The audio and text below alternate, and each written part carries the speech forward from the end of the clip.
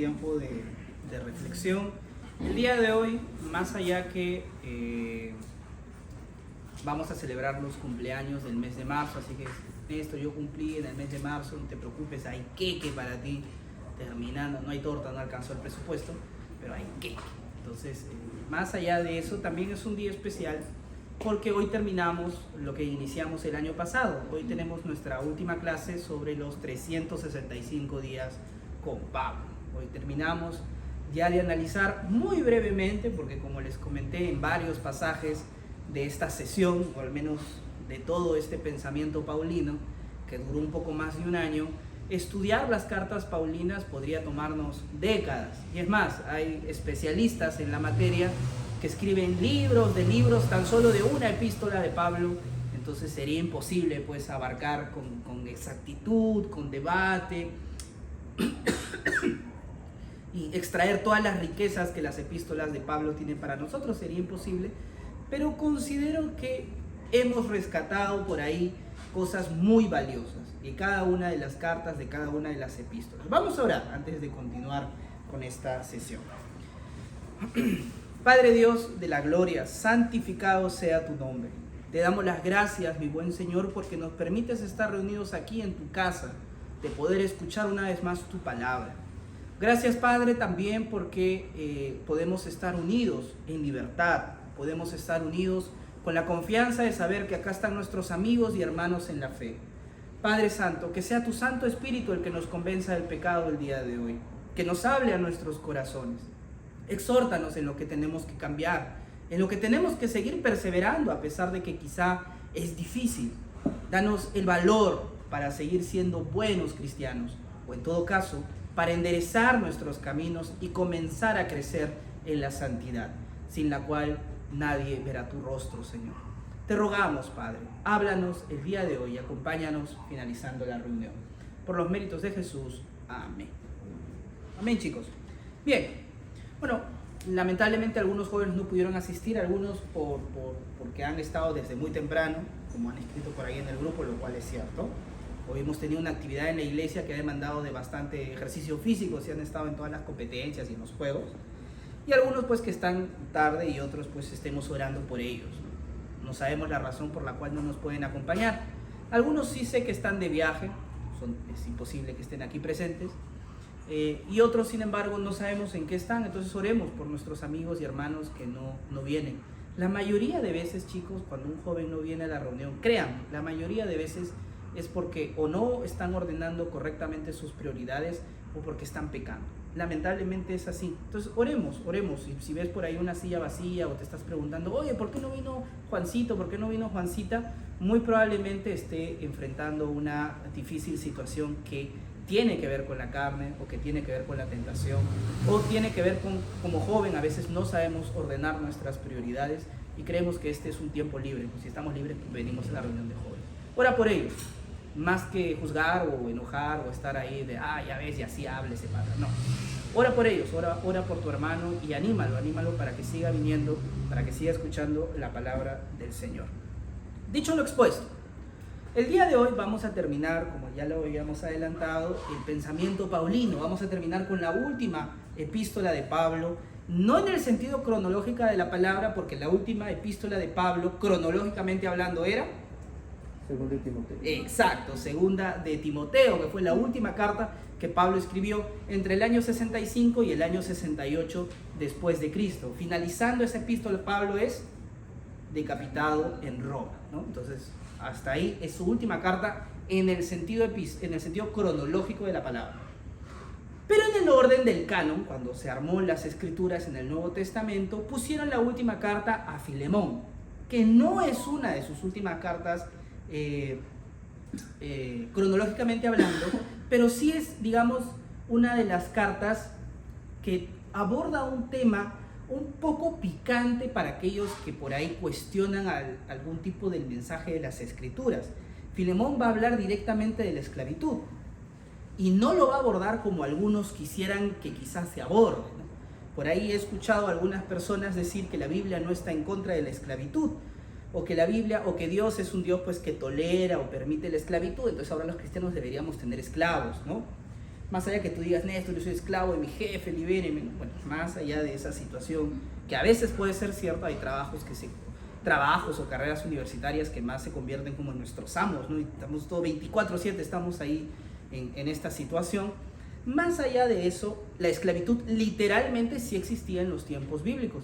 Y Filemón va a abordar este asunto, pero lo va a abordar desde otra perspectiva, desde la perspectiva divina, la perspectiva que nosotros, creo yo, debemos considerar también en nuestras vidas. Bien, Filemón fue escrito en el año 62 después de Cristo aproximadamente. Es una de las epístolas de las prisiones de Pablo, ¿no? Recordemos que Pablo, estando en prisión, estuvo en prisión 3 veces, pero él escribe en estas etapas de sus prisiones, él escribe epístolas, escribe Colosenses, escribe Filipenses, escribe la carta a los Efesios y también escribe Filemón. Filemón es una de las cartas que Pablo escribe desde la cárcel. Entonces, miren lo paradójico de esta situación. Pablo va a hablar de la libertad, de la esclavitud desde su propia prisión. O sea, Pablo está preso tocando estos asuntos. Y lo va a abordar desde una perspectiva que nosotros tenemos que aplicarlo en nuestras vidas. Porque más allá que figurativamente hablando, ustedes puedan decir, Néstor, soy esclavo de mi trabajo, soy esclavo de mi carrera, soy esclavo, no sé, de cualquier otra situación externa, literalmente acá sí existía la esclavitud. Y nosotros podemos aprender un poco de lo que es esta situación y cómo Pablo lo dice. Vamos a Filemón, capítulo 1, que es el único capítulo de la carta. Entonces hoy lo terminamos. Dice así, Filemón, capítulo 1. Pablo, prisionero de Cristo Jesús, y el hermano Timoteo, a Filemón, nuestro amado hermano y colaborador, y a la hermana Apía y Arquipo, nuestro compañero de lucha, y a la iglesia que está en tu casa. Gracia a ustedes y paz de parte de Dios nuestro Padre y del Señor Jesucristo. Esta carta se titula Filemón porque, a diferencia de las demás cartas, ya sean las cartas a las iglesias o las cartas pastorales como 1 de Timoteo y 2 de Timoteo, esta carta es dirigida a una persona en específico, que es Filemón.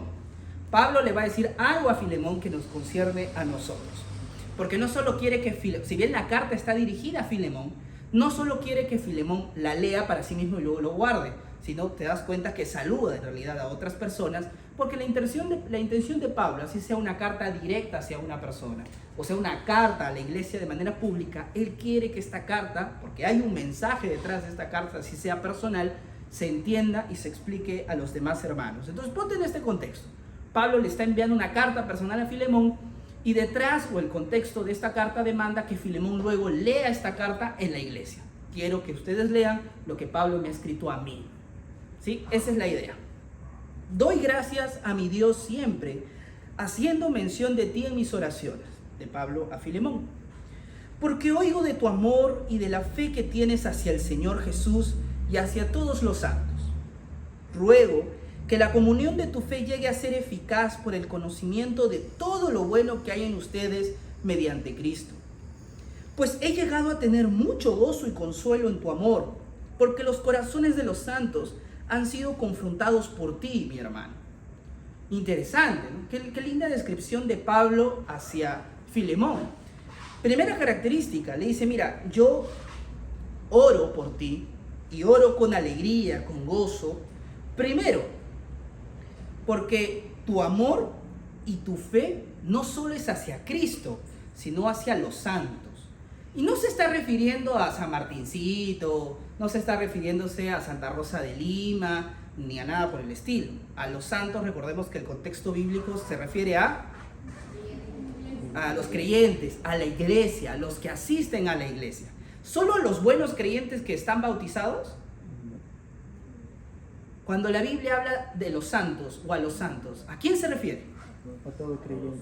A todo creyente. Recordemos el contexto de la iglesia de Corinto.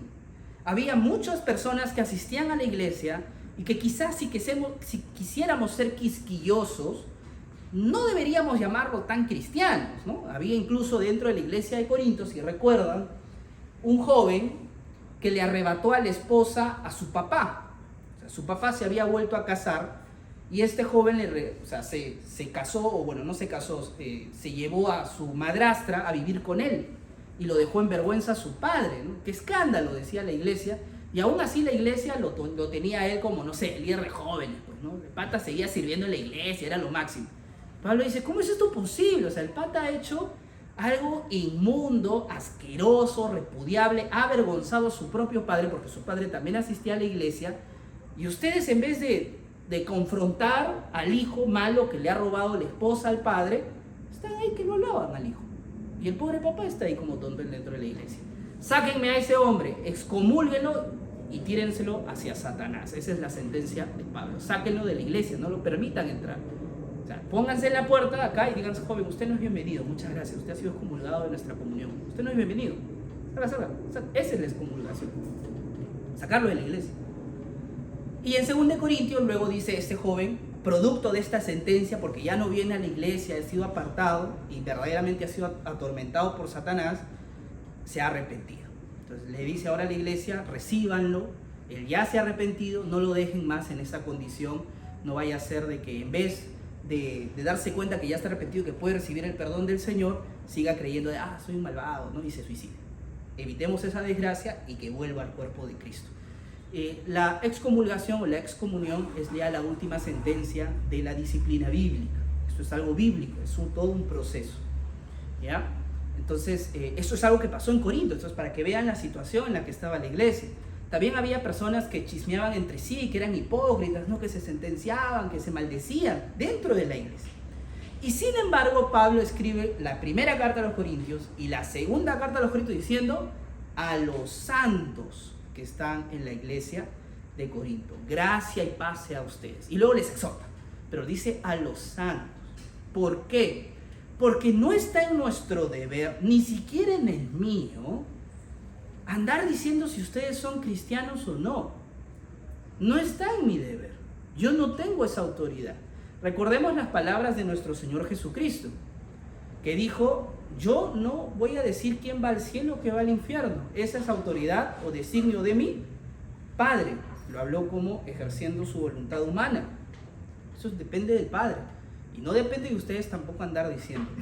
Yo sé que como jóvenes tenemos la tendencia de andar etiquetando a las personas y juzgando a las personas y dando nuestra sentencia de juicio, ¿no? Diciendo, él es así, él es asá, él seguro no es cristiano, ya, el diablo. Sé que tenemos esa tentación, muchachos.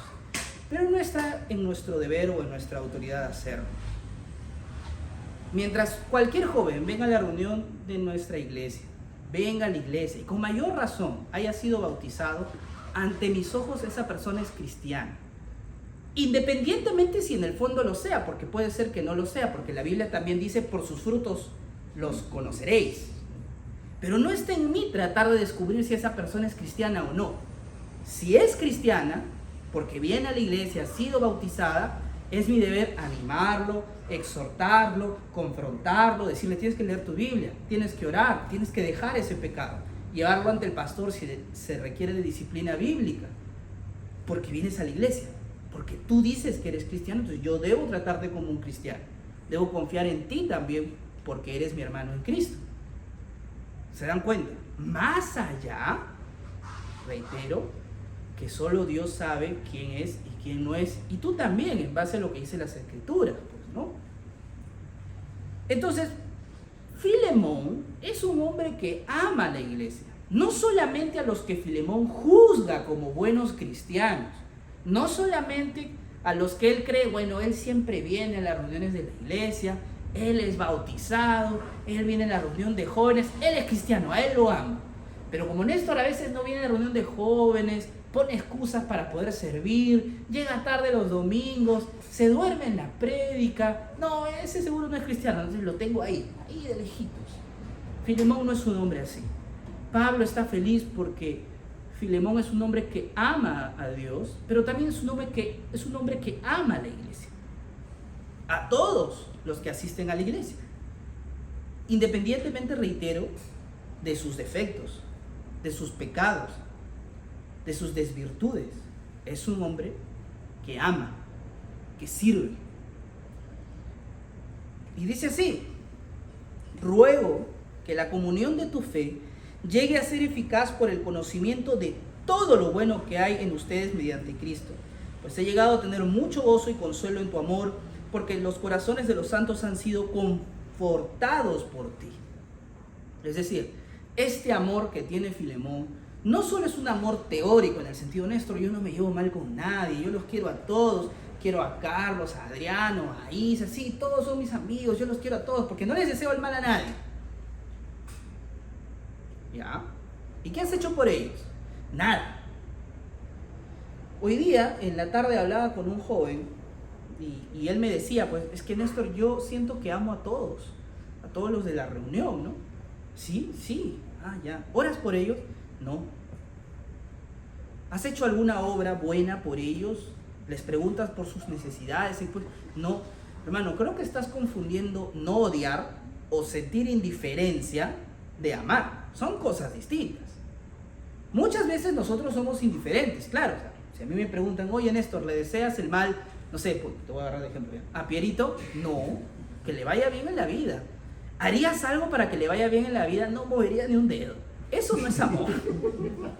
No, claro que sí, Pierito. Pero eso no es amor. Eso es indiferencia. Claro, el indiferente no le desea mal a nadie. Para mí, la vida de Néstor es aquí me resbala. No le deseo que le vaya muy bien. Eso es indiferencia. Amor es distinto. El amor lleva acciones. Ya lo hemos visto. El amor es una virtud que nos lleva a hacer obras. Puedes orar por él, pero no oramos. Entonces, es bien difícil sostener la idea de que amamos si no hacemos. Pero la iglesia ha sido confortada por el corazón de Filemón. O sea, Filemón es alguien que verdaderamente ama, es alguien que sí está haciendo las cosas. No sé si oraba por todos los de la iglesia, si por ahí ayudaba a las viudas, si por ahí ayudaba a los huérfanos, que era algo muy común. Recordemos que en el contexto de la iglesia había dos grandes grupos de suma necesidad. Bueno, tres grandes grupos de suma necesidad. Los huérfanos, las viudas y los pobres. Ellos eran los tres grandes grupos de suma necesidad dentro de la iglesia. Y muchas veces el hacer buenas obras tiene que ver con ellos. A tal punto que cuando Santiago habla sobre qué es la verdadera religión, los toca a ellos. Hacer buenas obras a favor de ellos. Ese es el resumen de la teología de Santiago. Ser un buen cristiano consiste en ayudar al prójimo necesitado. No solo en vivir tu santidad, sino que vivir la santidad te tiene que llevar a hacer estas obras, ¿no? Eso es lo que hace un verdadero creyente. Entonces Filemón seguramente hacía lo mismo. Ayudaba a los huérfanos, a las viudas, visitaba a los enfermos, ayudaba pues a los pobres, etc. No nos especifica en qué hacía, pero la iglesia era muy bendecida con el hermano Filemón. ¡Qué bendición! Ojalá así también nuestra iglesia nos recuerde, no solo nos recuerde como, ¿te acuerdas? Él era flaco.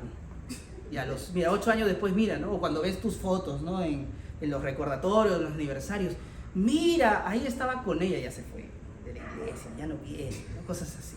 No estemos pensando solamente en eso, sino como a veces ha pasado, y yo he prestado atención cuando hablan, a veces pasa en la foto de unos hermanos, algunos que ya fallecieron, otros que ya están en otra iglesia, y los comentarios a veces dicen, ese era un buen hermano, ese cómo oraba, cómo venía a la iglesia, cómo ayudaba. Que esa sea la expresión cuando hablan de nosotros. Porque eso es lo que hacía Filemón. La iglesia era confortada por el amor de Filemón. ¿Qué pensaría nuestra iglesia sobre nosotros? Somos quizá, no sé, un punto tenue, el pastor ni sabe nuestro nombre, ¿no? ¿Quién es? Que ni venimos, ni saludamos a las personas, nunca vamos, porque la iglesia tiene necesidades y a veces hay que ir a las salidas misioneras, hay que ayudar aquí, hay que ayudar allá, y quizá nuestro nombre ni siquiera está. O en el ministerio de jóvenes, ¿no? Igualito, el ministerio tiene necesidades, necesita ayuda y quizá ni siquiera está. Y es más, quizá cuando menciona nuestro nombre es mucho problema, ¿no? Pásale la voz mejor a él es buen punta, él está ahí atrás. Él no, hace problema. ¿Será nuestro nombre el que sea el que hace muchos problemas? ¿Será nuestro nombre? No está comprometido, ¿no? Te va a quemar, no te va, no, siempre llega tarde, no, ese no. Ni viene, ¿qué le vas a estar diciendo que se haga cargo de eso? Yo deseo que nuestros nombres no estén en esa ruleta de descalificaciones, o ruleta que existe, porque es obvio, pensemos en un trabajo. Si tú haces todo tu tiempo mal trabajo, no haces, no esperes que el jefe venga y te diga aumento, ¿no? O promoción, o diga tengo un proyecto especial, confío en ti, Alexander, porque eres el más tardón del trabajo. No, eso no nos va a decir, no lo es, Alexander trabaja bien, no lo es. Pero imaginemos, eso no le va a decir, al contrario, te van a enviar tu memazo, ¿no? Y no es un meme, es un memorándum, tú te quedas así, ¿no? Y te fregaste. Entonces, piensa en esto, joven, honestamente piénsalo, porque justamente estos hombres que la Biblia expone son para confrontarnos a nosotros. Somos como Filemón. Mira, no te estoy hablando de Cristo, no te estoy hablando de Pablo, no te estoy hablando de Timoteo, personas que quizá decimos, wow, ya, Filemón, el que quizá ni sabía cómo se llamaba antes del día de hoy. Filemón, ¿eres como él? ¿Crees que la iglesia es confortada por tu corazón amoroso? O haciendo quizá un análisis introspectivo, decimos, bueno, creo que en realidad he sido de piedra de tropiezo, hermano, porque creo que he generado problemas, creo que mi carácter me ha ganado, creo que no he estado comprometido hasta el día de hoy, no, creo que este año recién estoy viniendo, o al contrario, creo que mis pecados son grandes y no estoy demostrando estar arrepentido, no lo sé, o al contrario, dices, creo que sí, Néstor, estoy avanzando, creo que quizá si me ordeno mejor puedo seguir siendo de bendición y ayuda, o quiero hacerlo, Néstor, basta ya de si soy o no soy, quiero hacerlo. ¿Cómo? Pregúntate, porque es una realidad. La iglesia es bendecida con hombres así. La iglesia es bendecida por una persona como Filemón. Seguimos. Por lo cual, o sea, ya te dije las cosas buenas, Filemón. De verdad, eres un hombre que ama a la iglesia y confío en ti porque eres una persona que todos los santos se sienten confortados por tu amor. Entonces, aunque tengo mucha libertad en Cristo para mandarte a hacer lo que conviene, soy el apóstol de la iglesia, tengo libertad en Cristo en el sentido de yo soy una autoridad para ti, es como cuando tu mamá te da una orden, tienes que cumplirla, aunque puedo hacerlo así, porque soy autoridad dentro de la iglesia, no obstante, por causa del amor que te tengo, no te voy a mandar. No quiero que esto sea un mandamiento, como cuando viene tu papá, limpia tu cuarto y se va. No quiero que funcione así. Te ruego, te estoy suplicando, quiero que no sea un mandamiento, sino que sea una súplica. Por causa del amor que te tengo, te ruego, siendo como soy, Pablo, anciano y también prisionero de Cristo, te ruego por mi hijo Onésimo, a quien he engendrado en mis prisiones, quien en otro tiempo te era inútil, pero ahora nos es útil a ti y a mí. Y te lo he vuelto a enviar en persona, es decir, como si fuera mi propio corazón. Hubiera querido retenerlo conmigo para que sirviera en lugar tuyo en mis prisiones por el Evangelio, pero no quise hacer nada sin tu consentimiento, para que tu bondad no fuera como por obligación, sino por propia voluntad. Porque quizá por esto se apartó de ti por algún tiempo, para que lo volvieras a recibir para siempre, ya no como esclavo, sino como más que un esclavo, como un amado hermano, especialmente para mí, pero cuanto más para ti, tanto en la carne como en el Señor. Si me tienes pues por compañero, acéptalo como me aceptarías a mí. Y si te ha perjudicado en alguna forma o te debe algo, cárgalo a mi cuenta. ¿Qué había pasado? Pablo en prisión conoció a un esclavo que se había escapado de su casa y que al parecer había robado algunos bienes de la casa de su amo. Y bueno, por X razones, al parecer siguió esa vida de choro, cayó preso. Y en prisión este esclavo conoció a Pablo.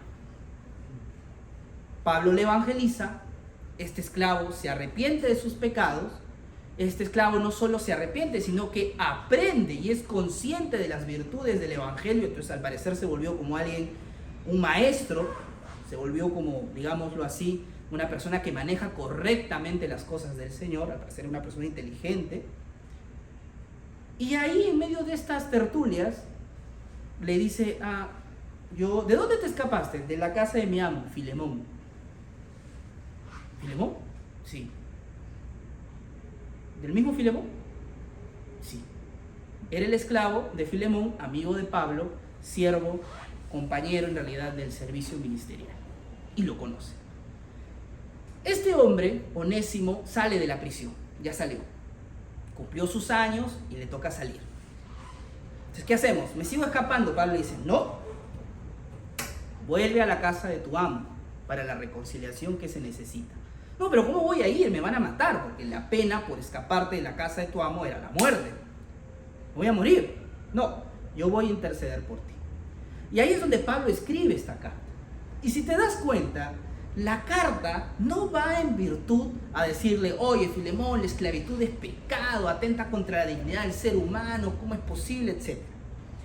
Porque, señores, el evangelio no busca una revolución social a través de la crítica social. Busca una revolución social a través de la crítica a la santidad del corazón del ser humano. Por eso la Biblia no se va a oponer tajantemente a la esclavitud, pero sí se va a oponer a lo que deshumaniza al ser humano. Cuando la Biblia habla de la esclavitud, no habla diciendo la esclavitud es pecado, está mal, qué terrible, abolición, libertad para los esclavos. De hacerlo, el mensaje del evangelio se hubiera vuelto un mensaje medio rebelde, anárquico contra la sociedad. Y ese no es el sentido del evangelio. El sentido del evangelio es el pecado, porque para el evangelio no importa si eres multimillonario o eres el esclavo dulos más bajo, que era el que lavaba los pies a los seres humanos. Para el evangelio todos somos esclavos del pecado. Y la verdadera libertad no es aquella que te libera de las cadenas, dado que los misioneros y los apóstoles estaban encadenados en parte de sus viajes, sino que la verdadera libertad es la libertad del corazón, cuando te liberas del mundo, del pecado, y el Señor restaura tu vida para la santidad. Esa es la verdadera libertad. Dentro del mensaje bíblico, todos hemos pecado, todos estamos destituidos de la gloria de Dios, todos somos esclavos del mal, todos. Y por eso el evangelio nos hace verdaderamente libres. Por eso Pablo también escribe, ya no hay esclavo, no hay libre, no hay hombre, no hay mujer, no hay judío ni griego. No hay ninguno de esos estándares sociales que tú quieras aplicarlo en el sentido de la vida. Cuando hablo de hombre y mujer como estándar social, no hablo de que es una estructura social. Hablo de que en ese entonces el hombre tenía más derechos, literalmente tenía más derechos que la mujer. Y ser una mujer era como un estatus social. Tú eres una mujer, así, bajito, ni se te escuchaba. Y el hombre era otra cosa. Dentro del evangelio eso ya no existe. Ahora todos somos iguales y libres en Cristo Jesús. Esa es la esencia. Tal es así que en la iglesia había esclavos que eran los pastores de sus amos, porque los esclavos se habían arrepentido de sus pecados, habían conocido al Señor, habían sido formados, y había esclavos que habían asumido como obispos de la ciudad, como obispos de la iglesia, y sus amos, sus dueños, eran sus discípulos. Eso es algo que pasaba dentro de la iglesia. ¿Por qué? Porque ya no hay esclavo ni libre. Todos somos libres en Cristo Jesús. Esa es la esencia. ¿Y qué es lo que se iba a pedir el evangelio? Que trates al ser humano de manera digna, porque esa imagen y semejanza de Dios. Entonces ya no existe el amo maltratador que trata como bestia o como animal, o peor que bestia, porque las bestias tenían mayor función que el esclavo, sino que ahora tú tienes que tratarlo como tu hermano en Cristo. Y si no es tu hermano, tú tienes el deber de tratarlo como tu prójimo en Cristo. Porque si no es tu hermano, igual sigue siendo tu prójimo. ¿Qué responsabilidad para el amo? Que compraba a su esclavo a bajo precio creyendo que lo podía maltratar, se convirtió al cristianismo y se da cuenta que ya no lo puede maltratar y que lo tiene que tratar como una persona honrada, como una persona digna. Esa es la revolución de la iglesia. Eso es lo que trae el Señor. Y Pablo le escribe a Filemón diciendo, trátalo como si me trataras a mí. No veas a un esclavo que regresa a tu casa. Ve a un hombre que sirve al Señor, como yo sirvo al Señor. Trátalo como a mí. Tú dices que me amas, tú dices que me estimas, tú dices que me quieres, trátalo a él como si fuera yo. Está bien, no soy yo no te robé, yo no me escapé, tengo otras funciones, soy apóstol de la iglesia y él no es apóstol de la iglesia, pero eso no importa, trátalo como a mí. Tú ves a Onésimo, ve a Pablo. Y si dices amarme, lo vas a amar a él de esa manera especial. Yo, Pablo, escribo esto con mi propia mano. Yo te lo pagaré. Por no decirte que tú también me debes a mí. Sí, hermano, permíteme disfrutar este beneficio de ti en el Señor. Recrea mi corazón en Cristo. Déjame gozar esa hermosa experiencia de saber que amas y tratas bien al esclavo que te robó. Porque ya no lo ves como el esclavo que te robó, sino que lo ves como Pablo, tu amigo, tu compañero en el servicio. Lo ves a mí. Te escribo confiado en tu obediencia, sabiendo que harás aún más de lo que digo.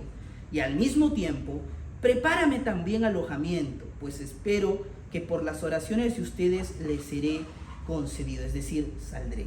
Te saluda Epafras, mi compañero de prisión en Cristo Jesús, también Marcos, Aristarco, Demas y Lucas, mis colaboradores.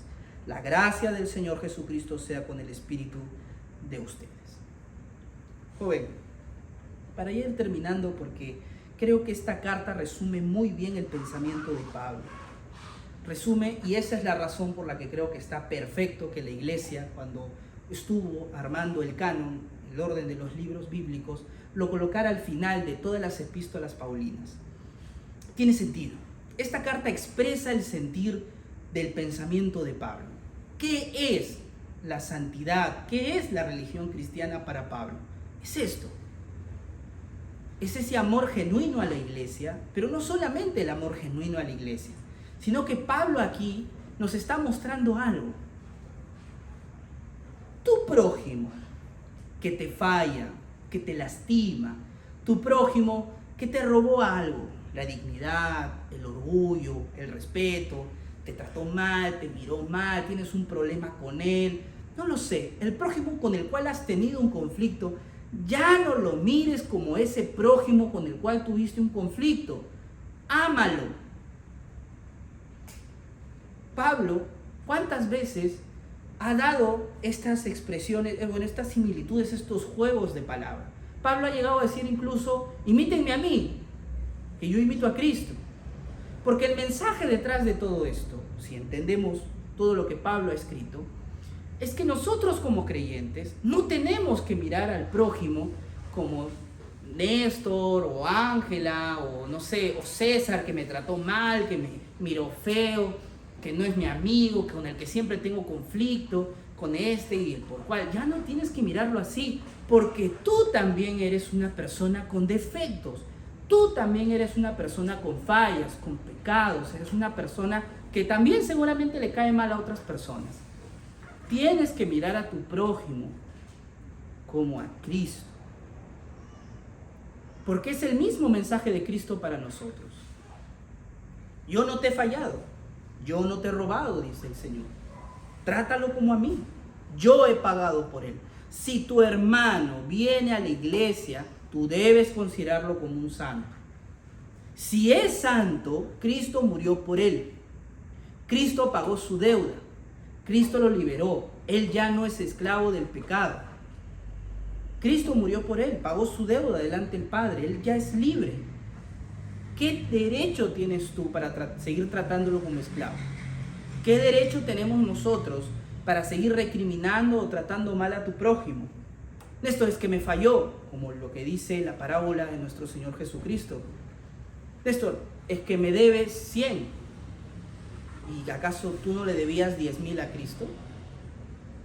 O siguiendo el ejemplo de la parábola, ¿tú no le debías 10,000 talentos?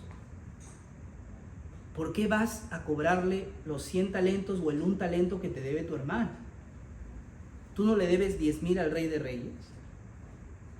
Y si el Rey de Reyes ya perdonó tus 10,000 talentos o tus 10,000 pecados, ¿qué haces tú yendo cobrándole a Néstor o a Diego el pecado que ha cometido contra ti? Si Dios ya te perdonó los 10,000. No tiene sentido. Es creerte más justo que Dios. No hay revancha en el cristianismo. No hay un me las pagarás. En el cristianismo hay un te perdono y un te amo. Ese es el mensaje central de Pablo. Pablo quiere que la iglesia se ame. Pablo quiere que la iglesia viva en comunión. Pablo quiere la reconciliación de la iglesia. Pablo quiere que entienda que cuando habla con su prójimo, habla con Cristo. Eso quiere que entienda Pablo. Y esa es la teología paulina. Todo el mensaje de Pablo, de todas las cartas epistolares, tiene que ver con que tu prójimo, al igual que tú, han pecado, pero tu prójimo, al igual que tú, tienen el perdón del Señor. Y tú tienes la obligación de amar a tu prójimo, porque Cristo se representa en tu prójimo. Y eso es algo que también Cristo nos va a enseñar en sus mensajes. Cristo va a decir cuando nosotros estemos frente al Señor y nos diga, tuve hambre, tuve sed, tuve frío, ¿me diste de comer? ¿Me vestiste? ¿Me diste calor? ¿Me visitaste? Señor, pero ¿cuándo te vimos que tuviste hambre, que tuviste sed? ¿No dice eso nuestro Señor Jesucristo? Ese es el mensaje. Yo sé que algunos, por no decir todos los que estamos aquí, podemos tener problemas con la persona que está a nuestro lado. Así es, mira, es tu enemigo. No. Yo lo sé. Que podemos verdaderamente tener problemas. Quizá no con el joven, quizá Néstor, yo soy súper amiguero, no tengo problemas aquí. Bueno, seguramente tienes problemas con papá o con mamá, con el hermano, con el primo. Seguramente tienes problemas con el diácono, con el pastor, con el líder de tal ministerio. La convivencia trae problemas, eso es algo elemental, es algo de lo cual no podemos escapar. Y las relaciones que formamos traen más problemas, por eso nunca me voy a olvidar y siempre lo voy a repetir. Las relaciones son el arte de discutir, aprender a discutir. De eso se trata la relación humana. O en expresiones bíblicas si quieres, el hierro con el hierro se aguza, se suaviza, se une. Pero hay que frotarlo, pues a ver, frota dos fierros o 2 hierros. A ver, vas a ver el sonido y la chispa que van a tener que sacar. Ese es el conflicto. Pero va a llegar un momento en que eso va a estar liso y van a encajar perfectamente. Las relaciones humanas son así. La iglesia es una expresión perfecta de lo que es una relación humana. Acá hay conflictos y hasta para llevar. Aprende a amar a tu prójimo. Aprende a amarlo. No le cobres nada. Ya no me cobres, César. No le cobres nada. No tengo nada. No le cobren nada, chicos, porque no le debemos nada a nadie. Y eso no significa entonces, ay, ya Néstor, voy a pecar y no me digas nada, que estoy a pago por mí. Porque como bien explica Pablo, ese no es el pensamiento que hay detrás de la reconciliación. Cierro con este ejemplo. Entonces, yo por ejemplo, cuando me casé, hice votos con mi esposa, ¿no? Y en la salud y en la enfermedad, votos de fidelidad, etc. Es un voto. Y no por eso quiere decir de que, ya le voy a ser infiel a mi esposa. Amor, pero tú me prometiste amar a pesar de todo, ¿no? Ya, listo. No es una carta abierta a las promesas. Al contrario, las promesas es una motivación para seguir cumpliendo lo que hemos prometido. La reconciliación que hemos gozado en Cristo Jesús es una reconciliación que también involucra a nuestro prójimo, involucra la unidad de la iglesia. Entonces, no solo nos amemos nosotros o no solo amemos a Dios, amemos a nuestro prójimo, independientemente si nuestro prójimo nos ha lastimado, como Onésimo a su amo Filemón, le robó y se escapó. Independientemente de eso, porque el Señor dice, yo ya pagué su deuda, recíbelo como si me recibieras a mí. Recíbelo, bendícelo, ámalo, porque es una persona que ama al Señor, al igual que tú. Ahora, yo tengo cosas que cobrarte, le dice Pablo, probablemente cosas propias del ministerio. Yo puedo cobrarte, yo podría mandarte, pero no quiero que lo tomes así. No quiero ni cobrarte, ni quiero mandarte. Te lo ruego. Hazlo por amor a mí, tengamos esa actitud. Cuando tengamos un conflicto con el hermano, tengamos ahí esa sed de revancha, tengamos algo contra él, háblalo. No con la idea de revancha o discusión, para la reconciliación, por amor al Señor. Hagamos eso, hermano. Van a ver cómo no solo nuestras relaciones con las personas que nos rodean, sino también nuestra santidad y el crecimiento aquí en la iglesia va a ser distinto. Cuando dejemos de estar analizando las cosas con la pata en alto, pensando mal a cada momento de que seguramente me dijo eso porque me odia. Cuando dejemos de estar pensando en eso y nos centremos más en el amor, en la reconciliación, en lo que verdaderamente Dios espera de nosotros, vamos a cambiar. Y la iglesia también va a ver nuestro cambio. Y en un futuro podrán decir lo mismo. Nos regocijamos en el amor de Fabián, nos regocijamos en el amor de Adriano, que reconforta nuestros corazones. Que sea así también con nosotros. Vamos a orar. Con eso termino.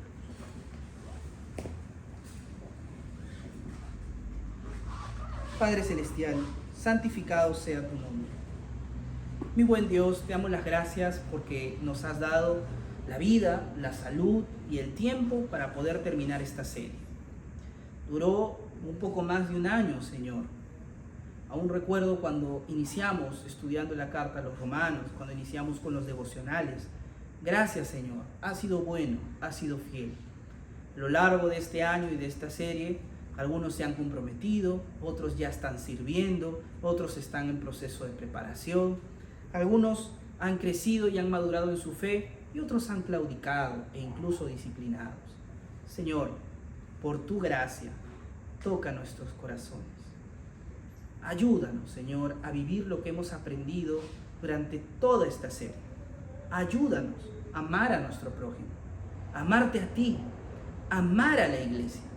No verla como una carga o como una reunión social, no verla como un tiempo libre en el cual podemos hacer lo que bien se nos venga en gana. Al contrario, Señor, verla como lo que es, el baluarte de la verdad, la defensora, Señor, de tu reino aquí en la tierra. Ayúdanos a ver a nuestro prójimo como lo que son nuestros compañeros, Señor, en la batalla, nuestros hermanos en la fe. Imágenes tuyas, Padre, y testimonios vivos de lo que tú haces con el corazón de personas arrepentidas. Permítenos, Señor, poner a disposición tuya nuestros dones, nuestros talentos, pero por sobre todo, mi Dios, confesar nuestros pecados. No fingir que somos más santos de lo que verdaderamente somos. Reconocer nuestra debilidad frente a ti. Confiar en tu iglesia a pesar de sus defectos. Confiar en nuestros líderes, en nuestros pastores. Confiar, Señor, y perdonar. Buscar la constante reconciliación contigo y con nuestros hermanos en la iglesia. Ayúdanos, Padre, a ver a Cristo cada vez más en el rostro de cada uno de nuestros hermanos y de las personas que sirven, Señor, dentro de la iglesia. Ayúdanos, Padre, a amar como tú amas. Te lo rogamos por los méritos de Jesús, nuestro Salvador. Amén. Amén, chicos. Bien. Le voy a pedir, por favor, a Angelita que